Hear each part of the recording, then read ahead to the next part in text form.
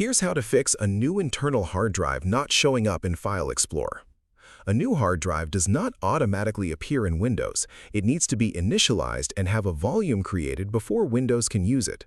This is not a fault with the drive and does not mean anything is broken. Search for Partition in the Start menu and open Create and Format Hard Disk Partitions. This is Windows' inbuilt disk management tool. When it opens, a pop-up will appear asking you to initialize disk. Make sure your new drive is selected and choose GPT as the partition style. GPT supports larger drives and is compatible with all modern Windows installations. Click OK. In the Disk Management window, scroll down to find your new drive and it will show as unallocated space in black. Right-click the unallocated area and select New Simple Volume. The wizard will open. Set the volume to the maximum available. There is rarely a reason to split a new drive into smaller partitions unless you specifically need to. Assign a drive letter, set the file system to NTFS, which is the standard for Windows drives.